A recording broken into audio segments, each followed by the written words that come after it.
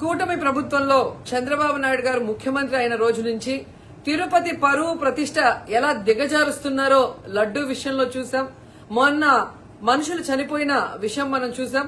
ఈ రోజు deputy mayor ఎన్నికల్లో ఏ విధంగా మేయర్ మీద గాని, అలాగే వచ్చిన కార్పొరేటర్ల మీద, అలాగే దళిత ఎంపీ మీద దాడులు చేయడం మనం కళ్ళారా చూస్తున్నాం.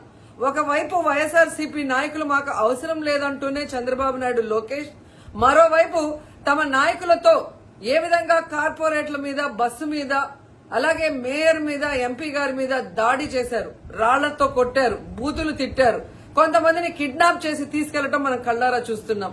ఇవన్నీ కూడా పోలీసులు చూస్తుండగానే వాళ్ళ ప్రేక్షక పాత్ర వహించినప్పుడే జరగటం అనేది ఈ రాష్ట్రంలో లా అండ్ ఆర్డర్ ఎంత ఘోరంగా ఫెయిల్యూర్ అయిందో మనకు అర్థమవుతుంది.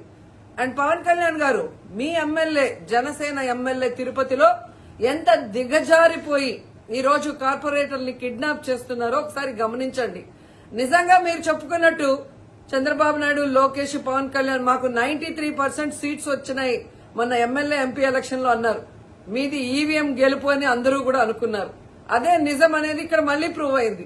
ఎందుకంటే నిజంగా ప్రజల ఓట్లతో మీరు 93% సీట్లు సంపాదించుంటే ఈ రోజు ఒక డిప్యూటీ మేయర్ పోస్ట్ కి ఇంత రాద్ధాంతం చేసి, ఈ విధంగా రౌడీజం, గుండాయిజం చేసి కిడ్నాప్ చేయాల్సిన అవసరం ఉందా అని నేను అడుగుతున్నా. మీకు దమ్ము ధైర్యం ఉంటే, ప్రజలు మీ పక్షాన ఉన్నారు, మీ ప్రభుత్వం సక్రమంగా పనిచేస్తుంది, ఇచ్చిన హామీలు నెరవేరుస్తుంది అని మీరు నమ్ముంటే ఈ కార్పొరేటర్లతో రాజీనామా చేయించి మీ గుర్తు మీద గెలిపించుకొని మీరు ఎన్నికలు జరిపించుంటే ప్రతి ఒక్కరు మిమ్మల్ని శభాషను ఉంటారు. కానీ ఇక్కడ జరిగే ఒక డిప్యూటీ మేయర్ ఎన్నికలకే ఈ విధంగా ఒక మహిళని చూడకుండా మేయర్ ని ఏ విధంగా హ్యూమిలేట్ చేస్తున్నారు, ఆమె మీద దాడి చేస్తున్నారు, అలాగే ఒక దళిత ఎంపీ గురుమూర్తి గారి మీద ఎలా బూతులతో తిట్టి దాడి చేస్తున్నారో టీవీలో అందరూ గమనిస్తున్నారు. సో మీరు ఫెయిల్యూర్ అయ్యారు. ఈ 7 నెలల కాలంలో ప్రజలు మిమ్మల్ని అసహించుకుంటున్నారన్న విషయం తెలిసి ఇలా దిగజారుడు రాజకీయాలు, రౌడీ రాజకీయాలు చేయాలనుకోవటం నిజం కాదని నేను అడుగుతున్నా. ఒకవైపు ఎలక్షన్ కమిషన్ మేము రిక్వెస్ట్ చేస్తున్నాం, ఇలాంటి కూటమి ప్రభుత్వం చేసే ఈ దారుణాలకి ఫుల్ స్టాప్ పెట్టండి. ఎవరైతే ఈ రోజు దాడి చేశారు, బూతులు తిట్టారు, కిడ్నాప్ చేశారో ఆ తెలుగుదేశం, జనసేన నాయకులందరూ కూడా టీవీల్లో కనిపిస్తున్నారు. వాళ్ళందరినీ కూడా అరెస్ట్ చేసి వాళ్ళకి పనిష్మెంట్ ఇవ్వాలి.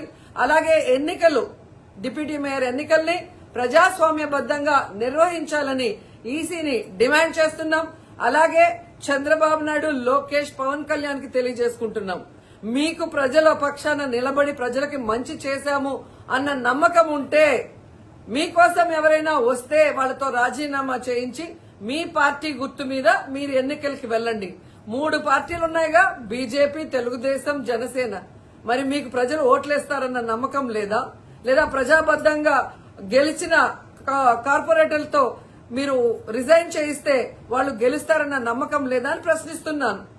సో ఒకసారి తిరుపతికి అమిత్ షా వచ్చినప్పుడు ఎలా బ్లాక్ ఫ్లాగ్స్ ఊపటం, అలాగే రాళ్లు వేయటం అనేది మనం గమనించాం. వాళ్ళు మర్చిపోయి ఉండొచ్చేమో గాని ఈ రోజు రాష్ట్రం అంతా కూడా చంద్రబాబు నాయుడు తిరుపతికి ఎవరొచ్చినా, తిరుపతిలో ఏం జరిగినా, ఏ విధంగా దిగజారుడు రాజకీయాలు చేస్తూ తిరుపతి పరువు ప్రతిష్ట మరి దిగజారుస్తున్నారో అందరూ గమనించి వాళ్ళకి బుద్ధి చెప్పాలని కూడా ప్రజల్ని కోరుకుంటున్నాను.